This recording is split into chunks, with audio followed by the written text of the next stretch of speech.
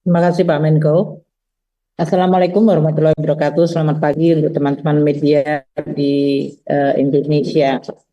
Eh, Pada pertemuan hari ini, terutama dengan Sekretari BESEN, eh, sebetulnya beberapa fokus dari pembahasan eh, tidak hanya menyangkut bilateral Indonesia dan Amerika, namun juga di dalam proses atau dalam pembicaraan, Sekretari Bessent juga menjelaskan posisi Amerika Serikat di dalam konteks lembaga-lembaga multilateral dan posisi dari Amerika Serikat terhadap kerjasama multilateral dan globalisasi. Pada kesempatan tersebut, dan karena ini adalah pertemuan dalam occasion pertemuan G20 yang dipimpin oleh Afrika Selatan, yang dilakukan kemarin malam dan tadi pagi hingga tengah hari.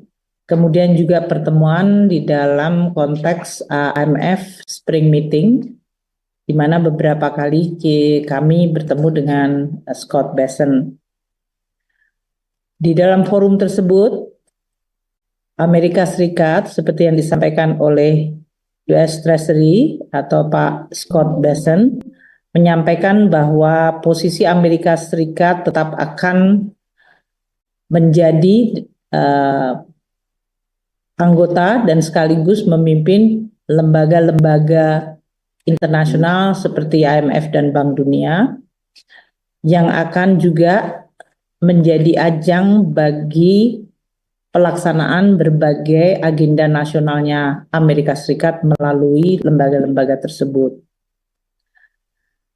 Kita dalam hal ini tentu perlu untuk terus melihat bagaimana peranan dari Amerika Serikat di dalam lembaga-lembaga internasional, termasuk reformasi dari WTO yang sekarang menjadi fokus dari berbagai macam kebijakan yang dilaksanakan oleh Amerika Serikat terhadap partner dagangnya, yaitu termasuk melakukan reciprocal tarif.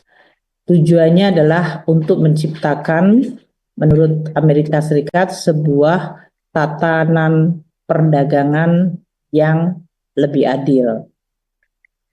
Di dalam konteks ini tentu kita juga harus terus mempelajari perkembangan ini, karena di dalam pembahasan kami, Pak Menko dengan kami tadi dalam pertemuan, Amerika juga menyoroti mengenai hubungan Amerika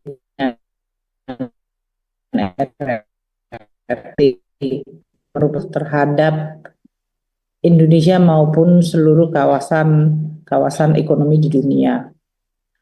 Oleh karena itu, untuk mendukung apa yang telah disampaikan Pak Menko, proses negosiasi Amerika Indonesia dengan Amerika Serikat melalui seluruh jalur yang bisa kita lakukan, baik itu tadi melalui USTR, melalui jalur Department of Commerce, dan sekarang juga dari US Treasury, tentu untuk mendapatkan gambaran yang lebih lengkap bagaimana ekspektasi dari Amerika Serikat dan proses pengambilan keputusan dari pemerintahan Amerika Serikat terhadap berbagai partner dagang mereka, termasuk dalam hal ini Indonesia.